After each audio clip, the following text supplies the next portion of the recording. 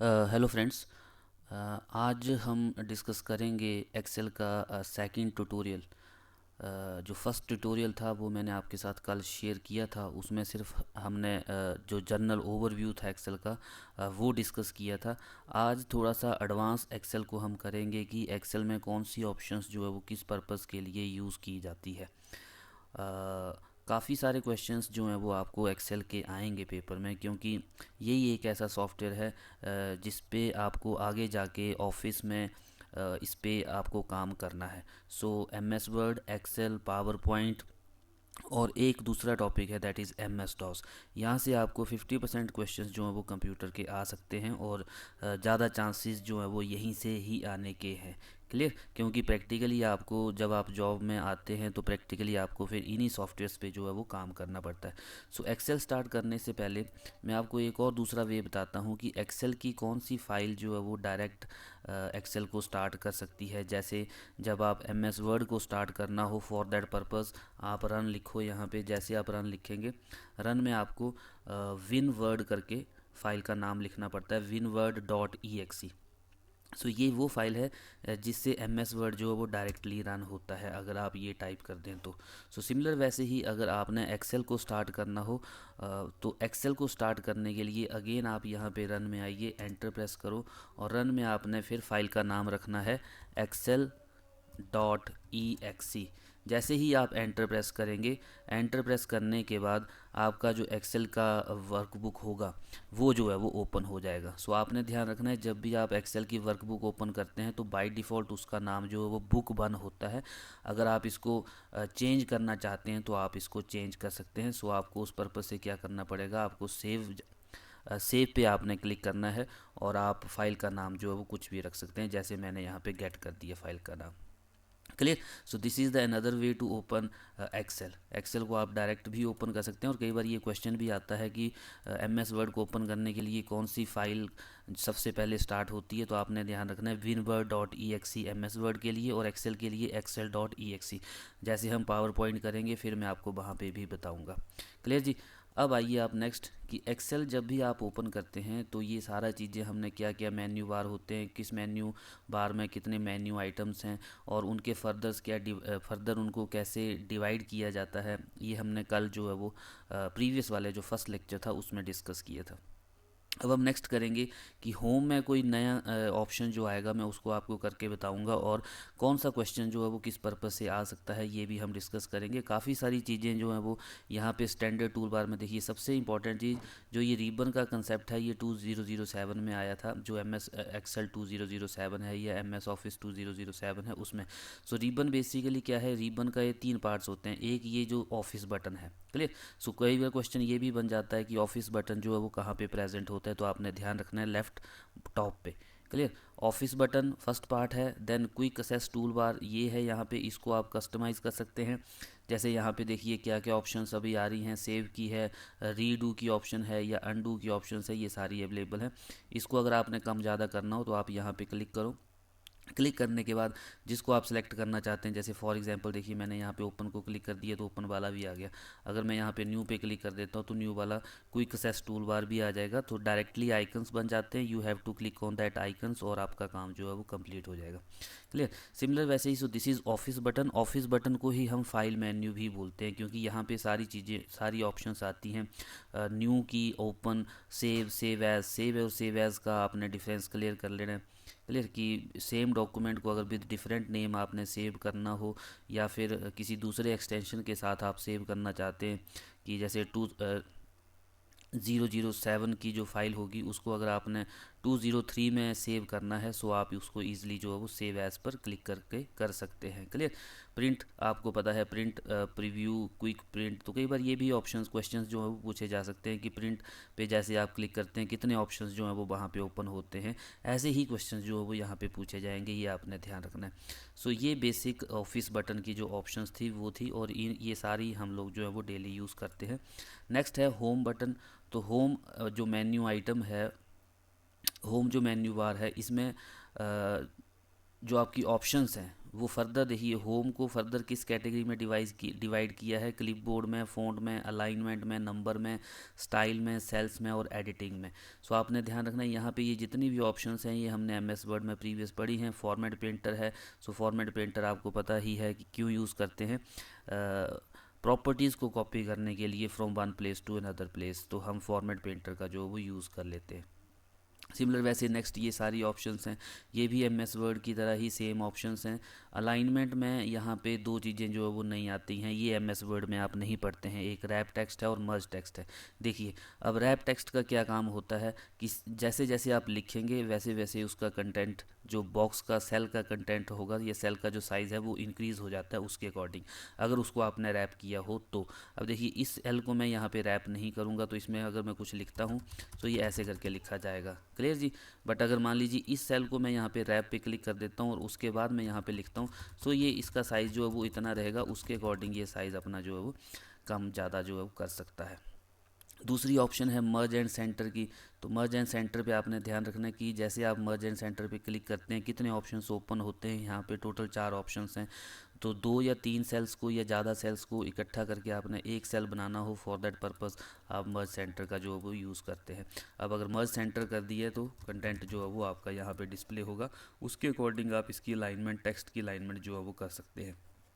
Next question यहाँ से ये बन सकता है कि एक्सेल 007 में, एक्सेल 2007 में आपके पास कितने डेटा टाइप की ऑप्शंस जो हैं वो अवेलेबल हैं, तो वो आपने ध्यान रखना है। तो कितने डेटा टाइप की अवेलेबल्स होती हैं ऑप्शंस आपके पास, 1 2 3 4 5 6 7 8 9 10 11 12 डेटा टाइप की ऑप्शंस जो हैं वो आपके पास अवेलेबल है।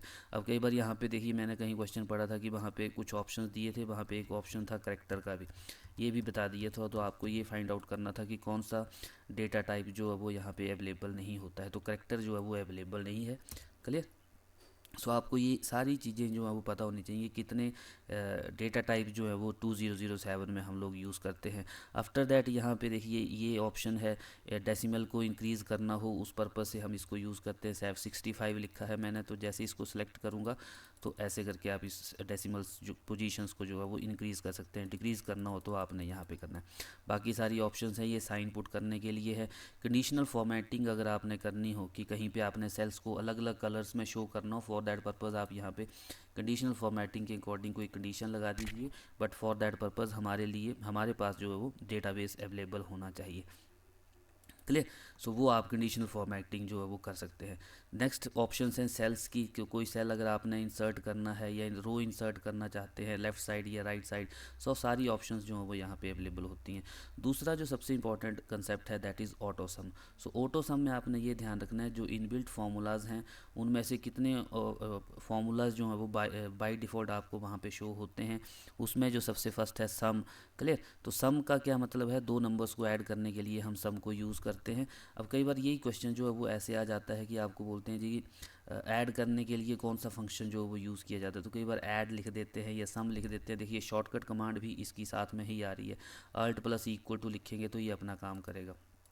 अब मैं यहाँ पे इसको सिलेक्ट करके ऑटो सम में आके इस पर सम कर देता हूँ, तो यहाँ पे इसका रिज़ल्ट जो है वो शो हो जाएगा, क्लियर। सिमिलर वैसे ही डेटा जो है वो आपको सबसे पहले देखिए कुछ भी आप कैलकुलेशन करना चाहते हैं आपको डेटा को सबसे पहले सिलेक्ट करना पड़ेगा। सिलेक्ट करने के साथ ही जहाँ पे आप रिज़ल्ट को शो करना चाहते हैं वो आपको करना पड़ेगा। अब देखिए नेक्स्ट मैं इसको सिलेक्ट करके एवरेज पे क्लिक कर देता हूँ, तो कई बार ये क्वेश्चन आ जाता है कि एवरेज का एक्चुअल में नाम क्या होता है। सो ABG भी लिख देते हैं तो वो वहाँ पर नहीं है, इसका एक्चुअल में फंक्शन का नाम क्या है, एवरेज। काउंट नंबर का जो नाम है वो है काउंट, COT। अब देखिए एवरेज को अगर आपने चेक करना हो तो आप ऐसे करेंगे, और एवरेज का एक्चुअल में आपने कंटेंट देखना हो कि क्या इसका एक्चुअल में फॉर्मूला है, सो वो फॉर्मूला जो है वो फॉर्मूला वार में लिखा जाता है। सो ये भी एक क्वेश्चन बन जाता है कि जैसे जैसे आप किसी सेल में जो चीज़ लिखते हैं वो साथ साथ जो है वो कहाँ पे डिस्प्ले होती है, तो वो साथ साथ कहाँ पे डिस्प्ले होती है, फॉर्मूला बार में। चाहे आप फॉर्मूला लिखो चाहे आप उस सेल का कोई कंटेंट लिखो, that will be displayed on the formula bar always, clear. So किस फंक्शन का क्या नाम है ये मैं आपको समझा रहा हूँ कि वो चीज़ आपने ध्यान रखनी है। अब देखिए इतनी सारी वैल्यूज़ में कौन सी वैल्यू मैक्सिमम है उसको अगर आपको शो करना हो तो वो भी आप कर सकते हैं यहाँ पे। फॉर दैट पर्पस हमारे पास फंक्शन का नाम है मैक्स। क्लियर। कभी कभी देखना हो आपने कि कौन सा फंक्शन क्या काम कर रहा है तो जो वैल्यू वहाँ पे आई है उसको सेलेक्ट करो। सेलेक्ट करने के बाद फॉर्मूला बार में देखिए आप तो मैक्स फंक्शन का नाम है। से के सेंसिटिव नहीं होते हैं, आप स्मॉल लेटर्स में भी यूज़ कर सकते हैं, आप कैपिटल लेटर्स में भी यूज़ कर सकते हैं। ये भी क्वेश्चन जो है वो आपको पूछा जा सकता है कि एक्सेल में जो फंक्शंस हमारे पास हैं वो फंक्शंस जो है वो केस सेंसिटिव होते हैं कि नहीं होते हैं। तो स्मॉल में अगर कैपिटल में आपने जैसे मर्जी लिखना हो आप ऐसे लिख सकते हैं, कोई इशू नहीं है। ठीक है जी। तो ये आप ध्यान रखिए।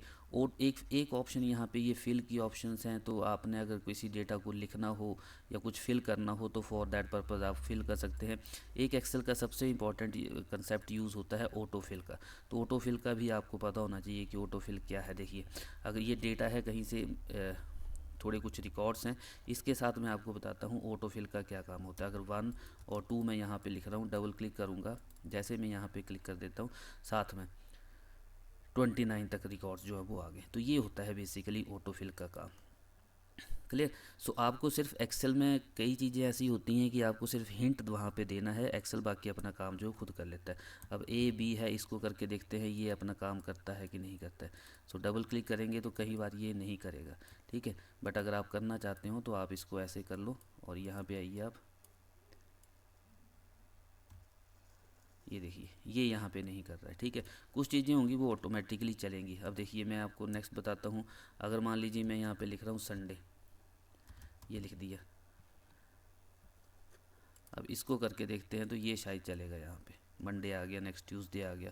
क्लियर। सो ऑटो फिल इसको प्रॉपर्टी को हम कहते हैं। कई बार हम जैन लिख देते हैं तो जैन के बाद ये नेक्स्ट जैसे आप इसको बॉटम से स्ट्रेच करेंगे तो ऑटोमेटिकली जो है वो बारी सारी जो भी वैल्यूज़ होंगी वो सारी की सारी जो है वो आ जाती हैं। सो ये होता है ऑटो फिल का काम। क्लियर करना तो आप सबको पता है, फॉर्मेट्स अगर क्लियर करने हो तो सब कुछ क्लियर कर देंगे। जो भी सेटिंग हमने कंटेंट पे की होती है उसको क्लियर करना हो फॉर दैट पर्पज़ आप क्लियर पे क्लिक कर दो। सॉर्ट एंड फिल्टर है, रिकॉर्ड्स को सॉर्ट करना हो तो आप सॉर्ट कर सकते हैं। तो यहाँ पे सॉर्टिंग का मतलब ये है कि हम डेटा को जो है वो अरेंज कर सकते हैं आइदर इन असेंडिंग और डिसेंडिंग ऑर्डर। सो ये ऑप्शन है हमारे पास। कस्टम सॉर्ट की भी ऑप्शन अवेलेबल है। हम अपने अकॉर्डिंग यहाँ पे हेडर्स लिख देते हैं तो इस डेटाबेस के क्या क्या हेडर्स हैं वो सारे यहाँ पे शो होंगे। क्लियर। सो रजिस्ट्रेशन कोड या फिर टोटल अमाउंट के साथ आपने रजिस्ट्रेशन कोड के अकॉर्डिंग अगर आपने सॉर्टिंग करनी हो सो वो सॉर्टिंग जो है वो हम कर सकते हैं यहाँ पे। सो डेटा जो है वो उसके अकॉर्डिंग सॉर्ट हो जाएगा। क्लियर। सो ये रजिस्ट्रेशन कोड थे, उसके अकॉर्डिंग सॉर्टिंग जो है वो यहाँ पे होगी। तो सॉर्टिंग हम इंक्रीजिंग ऑर्डर में भी कर सकते हैं और सॉर्टिंग को ही हम डिक्रीजिंग ऑर्डर में भी कर सकते हैं। बाकी फाइंड एंड सेलेक्ट है, ये सारा हमने प्रीवियस किया है। क्लियर। यहाँ पे कुछ चीज़ें और आएंगी जो हमने एमएस वर्ड में नहीं की होंगी तो उनको मैं आपको अभी करवाऊंगा। नेक्स्ट है इंसर्ट पे। देखिए आप इंसर्ट में सबसे इंपॉर्टेंट चीज़ है पाइवट टेबल। तो पाइवट टेबल का क्यों यूज़ किया जाता है और ये क्वेश्चन आपको कई बार पेपर में पूछा भी जाता है कि पाइवट टेबल की ऑप्शन जो है वो कहाँ पे अवेलेबल होती है। तो आपने ध्यान रखना है इंसर्ट टैब के अंदर पाइवट टेबल आता है और टेबल्स में इसकी ऑप्शन होती है। इंसर्ट टैब को फर्दर डिवाइड किया जाता है टेबल्स में, इलिस्ट्रेशंस में, चार्ट्स में, लिंक्स में हैं, टेक्स्ट हैं। तो ये सारी ऑप्शन जो है वो यहाँ पे अवेलेबल है। क्लियर। पाइवट टेबल का क्या काम होता है, डेटा को समराइज़ करना। लार्ज डेटा है उसको मान लीजिए यहाँ पे देखिए कितने सारे ऑप्शंस होते हैं। We have total number of rows 10,48,576 rows है। ये सारा का सारा एक साथ हम व्यू नहीं कर सकते। अगर ऐसा कुछ करना हो सो फॉर दैट पर्पज़ हम पाइवट टेबल का जो है वो यूज़ करते हैं।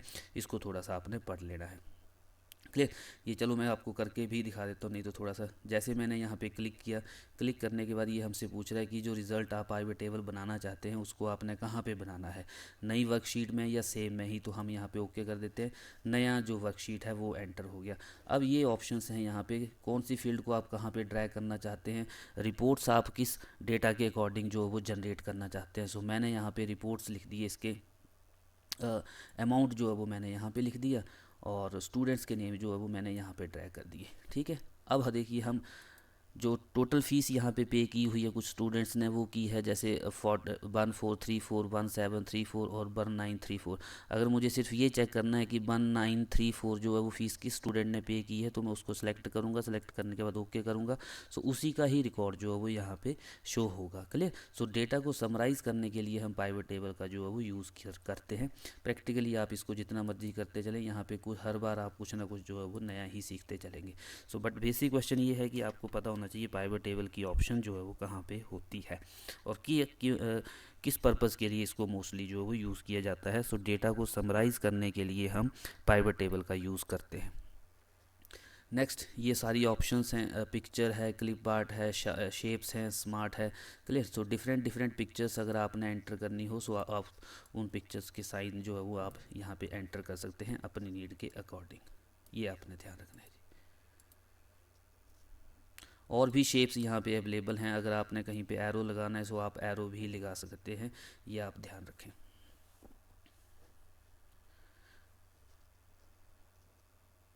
चलिए नेक्स्ट, दूसरी ऑप्शन जो सबसे इम्पॉर्टेंट ऑप्शन है वो है चार्ट्स की, कि आप एक्सेल का डेटा सेलेक्ट करने के बाद अगर कोई चार्ट प्रिपेयर करना चाहते हैं तो चार्ट आप कर सकते हैं। चार्ट बेसिकली क्या होता है, विजुअल रिप्रेजेंटेशन है जो आपका डेटा होगा उसका। अब यहाँ से क्वेश्चन ये आपके लिए बन सकता है कि चार्ट के कितने ऑप्शंस जो हैं वो अवेलेबल होते हैं। सो जैसे यहाँ पे क्लिक करेंगे आप, सो टोटल ये सारे ऑप्शंस जो हैं वो अवेलेबल होंगे आपके पास। तो काउंट जरूर इनको आपने कर लेना है, 1 2 3 4 5 6 7 8 9 10 11। सो टोटल 11 ऑप्शंस आपके पास अवेलेबल हैं अगर आपने चार्ट एंटर करना हो तो। देन हाइपर लिंक की ऑप्शन अवेलेबल है, टेक्स्ट बॉक्स है। टेक्स्ट बॉक्स को कहीं पे भी अगर आपने कोई स्पेसिफिक टेक्स्ट कहीं पे लिखना हो जहाँ पे आपके पास स्पेस अवेलेबल ना हो, तो उस पर्पज़ से आप क्या करेंगे, टेक्स्ट बॉक्स को जो है वो हम वहाँ पे टिक कर देते हैं या ड्रॉ कर देते हैं, सो दैट कि जहाँ पे आपके पास ऑप्शन नहीं है अवेलेबल लिखने के लिए वहाँ पे भी आप लिख सके। हेडर फुटर की ऑप्शन है, यहाँ पे वर्ड आर्ट है, सिग्नेचर है, कोई स्पेशल सिंबल्स अगर आपने एंटर करने हो तो वो भी सारी ऑप्शंस आपको यहाँ पे मिलती हैं। दूसरी नेक्स्ट है पेज लेआउट। तो पेज लेआउट में मैक्सिमम प्रीवियस वाला ही है जो हमने एमएस वर्ड में किया है। मार्जिन्स हैं, ओरिएंटेशंस हैं, साइज़ है। बाय डिफ़ॉल्ट आपने ध्यान रखना है कि साइज़ जो है वो लेटर अवेलेबल होता है आपके पास। ओरिएंटेशन दो ही होते हैं, एक पोर्ट्रेट है, एक लैंडस्केप है। मार्जिन्स जो है वो टोटल डिफरेंट डिफरेंट कैटेगरी के मार्जिन्स जो हैं वो आपके पास अवेलेबल होते हैं। अगर आपने कस्टम मार्जिन करना हो तो आप कस्टम मार्जिन भी कर सकते हैं। तो मार्जिन बेसिकली 4 कैटेगरीज़ के होंगे, टॉप, लेफ़्ट, राइट और बॉटम। क्लियर। हेडर फुटर का भी मार्जिन अगर आपने कम ज़्यादा करना हो तो आप वो भी कर सकते हैं। हेडर फुटर्स में मेनली हम कई बार पेज नंबर डिस्प्ले करना हो तो ऐसी सारी चीज़ें, या फिर किसी कंपनी का लोगो हो, या फिर आपने कुछ स्पेशल कहीं पे हर पेज पे शो करना चाहते हैं तो वो सारी चीज़ें हम हेडर फुटर में जो मेंशन कर सकते हैं। ये सारी ऑप्शंस यहाँ पे अवेलेबल हैं आप। सो पेज लेआउट को ये फर्दर इन कैटेगरीज में डिवाइड किया जाता है। देन सबसे इंपॉर्टेंट नेक्स्ट जो है दैट इज़ फार्मूलाज। सो आपने ये ध्यान रखना है कि फार्मूलाज आपको या फिर इनबिल्ट फंक्शंस हैं उनकी ऑप्शन आपको किस टैब के अंदर जो है वो शो की जाती है। तो फार्मूलाज टैब के अंदर आपको इंसर्ट फंक्शंस की ऑप्शन जो है वो शो की जाएंगी। सो यहाँ पे आप डिफरेंट कैटेगरी के फंक्शंस जो है वो यूज़ कर सकते हैं अपनी नीड के अकॉर्डिंग। ऑटो सम करेंगे तो यहाँ पे ये आ जाएंगे। मोर फंक्शंस में जैसे आप जाएंगे यहाँ पे और भी ऑप्शंस आपके पास जो है वो अवेलेबल हो जाएंगे। बाकी आपने फाइनेंशियल से रिलेटेड कोई फंक्शन यूज़ करना हो तो वो सारी ऑप्शंस यहाँ पे हैं। रिसेंटली यूज़ जो है वो यहाँ पे होंगे। Logical functions and if else अगर आप यूज़ करना चाहते हैं तो वो सारे यहाँ पे हैं। इवन आप जैसे प्रोग्राम्स में इफ़ एल्स अप्लाई करते हैं, अगर आप यहाँ पे एक्सेल में भी अप्लाई करना चाहते हैं तो आप वो भी कर सकते हैं। डेट एंड टाइम से रिलेटेड, अच्छा यहाँ से क्वेश्चन जो है वो कई बार बनता है, दैट इज़ कि अगर आपने मान लीजिए आप यहाँ पे इक्वल टू लिखते हैं और आप 9 लिख देते हैं। क्लियर। तो 9 एक फंक्शन है जो डेट एंड टाइम दोनों शो करेगा आपके सिस्टम की। सो दूसरा एक फंक्शन होता है दैट इज़ इक्वल टू, जैसे आप लिखते हैं और आप अगर टुडे लिख देते हैं सो ये सिर्फ जो है वो क्या शो करेगा, टुडे फंक्शन जो है वो सिर्फ क्या शो करता है, डेट को शो करता है। क्लियर। तो आपने ये डिफरेंस जरूर कर लेना। 9 एंड टुडे में 9 जो है वो डेट को भी शो करेगा और टाइम को भी शो करेगा, बट जो टुडे फंक्शन है वो सिर्फ क्या शो करता है, वो करंटली जो आज की डेट होगी आपके कंप्यूटर की उसको शो करेगा। क्लियर। ऐसे और भी ऑप्शंस हैं तो वो मैं आपके साथ जब क्वेश्चंस को डिस्कस करेंगे तो हम फर्दर इनको डिस्कस करेंगे नेक्स्ट। डेटा से रिलेटेड देखिए, अब डेटा वैलिडेशन की ऑप्शन जो है वो इम्पॉर्टेंट होती है कि कहाँ पे डेटा वैलिडेशन आप जो है वो लगा सकते हैं। देखिए एज ए ह्यूमन बीइंग हम लोग जो है वो गलती कर सकते हैं, बट कंप्यूटर को एटलीस्ट अगर कहीं पे हम कुछ गलत एंटर कर रहे हैं तो कंप्यूटर को वहाँ पे उसको बताना चाहिए। अब देखिए डेटा वैलिडेशन अगर आपने लगानी हो, फॉर एग्जांपल मान लो मैं यहाँ पे लिख देता हूँ नेम। अब नेम लिख दिया, इसके नीचे अगर यहाँ पे डेटा वैलिडेशन यूज़ करनी हो तो हम डेटा वैलिडेशन जो है वो यूज़ कर सकते हैं। सो डेटा वैलिडेशन के लिए हम क्या करेंगे कि मान लीजिए कोई एज एंटर कर देते हैं, सॉरी एज लिख दिया, और एज पे हम रिस्ट्रिक्ट करना चाहते हैं कि एज जो है वो 10 और 20 साल के बीच की ही यूज़र जो है वो एंटर कर सके, इसके बाहर की रेंज की डेट जो है वो एंटर ना हो। सो फॉर दैट पर्पज़ आप क्या करेंगे, यहाँ पे होल नंबर लिखेंगे, होल नंबर बिटवीन आ गया, मिनिमम रेंज मेंशन करो आप, सॉरी मिनिमम रेंज मेंशन कर दीजिए, मिनिमम मैंने मेंशन कर दिया 10 और मैक्सिमम मैंने मेंशन कर दिया 20, और फिर मैं यहाँ पे इसको ओके कर दूँगा। एरर अगर आपने चेंज करना हो तो आप अपने अकॉर्डिंग एरर जो है वो चेंज कर सकते हैं। सो कहीं पे आपने यूज़र को रिस्ट्रिक्ट करना हो कि सारी वैल्यूज़ यूज़र एंटर ना कर सके, फॉर दैट पर्पज़ हम डेटा वैलिडेशन जो है वो यूज़ कर लेते हैं। अब देखिए यहाँ पे, अब मैं अगर यहाँ पे 56 लिखता हूँ तो ये एरर शो करेगा, बट अगर मैं यहाँ पे 12 लिख देता हूँ तो वो उसको एक्सेप्ट कर लेगा। और इन्हीं को ही अगर आपने सारी जगह यूज़ करना हो तो आप सिंपली ड्रैग कर दो। अब आप आगे आके ऑप्शंस भी यूज़ कर ली, देखिए 56 लिखूँगा अगेन एरर जनरेट करेगा, बट अगर आप यहाँ पे 13 यूज़ करेंगे तो ये एरर जनरेट नहीं करेगा, इसको एक्सेप्ट कर लेगा। क्लियर। सो ऐसे आप डेटा वैलिडेशन जो है वो लगा सकते हैं। सिमिलर डुप्लीकेट वैल्यूज़ को अगर आपने रिमूव करना हो तो आप डुप्लीकेट वैल्यूज़ भी रिमूव कर सकते हैं। सिर्फ डेटा को सिलेक्ट करो, सेलेक्ट करने के बाद डुप्लीकेट वैल्यूज़ यहाँ पे क्लिक कर दो और ओके कर दो, तो जितनी भी डुप्लीकेट वैल्यूज़ होंगी वो ऑटोमेटिकली वहाँ से रिमूव हो जाएंगी। बट इफ़ एनालिसिस है ये हम यूज़ कर सकते हैं। सो एक्सेल में इतना सारा कंटेंट होता है कि आप यूज़ करते करते थक जाएंगे, बट एक्सेल का कंटेंट जो है वो ख़त्म नहीं होगा। इवन हम लोग भी एक्सेल में काम करते हैं, बट एक्सेल में हम हर दिन जो है वो कोई नई नई चीज़ जो है वो सीखते हैं। तो एक्सेल में आपको क्वेश्चंस जो है वो मोस्टली आएंगे, ये आपने ध्यान रखना है। सॉर्ट एंड फिल्टर की ऑप्शन कहाँ पे अवेलेबल हैं, सॉर्ट और फिल्टर की ऑप्शन भी आपके पास डेटा वाले टैब में अवेलेबल होती हैं और होम टैब में भी अवेलेबल होती हैं अगर आपने यूज़ करनी हो तो। क्लियर। बट अगर क्वेश्चन पूछा जाए कि ये ऑप्शन बाय डिफ़ॉल्ट कहाँ पे ऑप्शन शो होती हैं, तो ये आपने ध्यान रखना है कहाँ पे ये ऑप्शंस आपके पास शो होती हैं, डेटा में। फ़िल्टर का भी क्या काम है कि जहाँ पे ज़्यादा डेटा हो, ज़्यादा डेटा को आपने व्यू करने के लिए हम फ़िल्टर का यूज़ करते हैं। अब देखिए कैसे यूज़ करेंगे, मैंने इस सारे को सिलेक्ट कर लिया। सिलेक्ट करने के बाद मैं यहाँ पे फ़िल्टर पे क्लिक कर दूँगा। अब फ़िल्टर पे क्लिक करने के बाद देखिए स्टैंडर्ड है, यहाँ पे सिर्फ एम ए इंग्लिश ही आ रहा है, तो अगर एम ए इंग्लिश को शो करूँगा तो उसी के ही सारे रिकॉर्ड्स जो हैं वो यहाँ पे आएंगे। और भी अगर आप रिस्ट्रिक्ट करना चाहते हैं, आप सिर्फ ये करना चाहते हैं कि एम ए इंग्लिश जो 13 रोल नंबर है उसका कंटेंट आपने चेक करना है, तो वो सारा आप यहाँ पे कर सकते हैं। सो ऐसे करके आप डेटा को जो है वो रिस्ट्रिक्ट कर सकते हैं फ़िल्टर लगा के। क्लियर। रिव्यू में ये सारी ऑप्शंस हैं, यहाँ पे स्पेलिंग के लिए F7 है, रिसर्च है, थ्रेसर है। तो रिसर्च और थ्रेसर दोनों ही ऑप्शन जो हैं वो सिनोनिम या फिर सिंपल वर्ड्स को यूज़ करने के लिए बनाए जाते हैं। सो अगर कोई कॉम्प्लिकेटेड वर्ड है उसकी जगह पे आप कोई सिंपल वर्ड यूज़ करना चाहते हैं तो फॉर दैट पर्पज़ आप रिसर्च या थ्रेसर जो है वो यूज़ कर सकते हैं।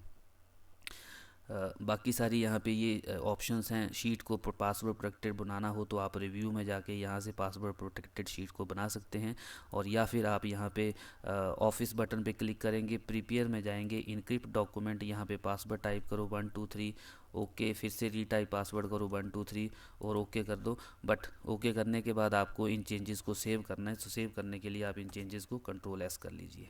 ठीक है। जब तक आप चेंजेस को सेव नहीं करेंगे ये शीट जो है वो पासवर्ड प्रोटेक्टेड नहीं बनेगी। सिमिलर वैसे ही देखिए व्यू करने के लिए क्या क्या ऑप्शंस जो हैं वो यहाँ पे अवेलेबल हैं। सो व्यू करने के लिए आपके पास टोटल जो व्यूज़ अवेलेबल होते हैं वो 5 व्यूज़ अवेलेबल हैं। 2007 की बात कर रहा हूँ। Normal, page layout, page break, custom view और फुल स्क्रीन। क्लियर।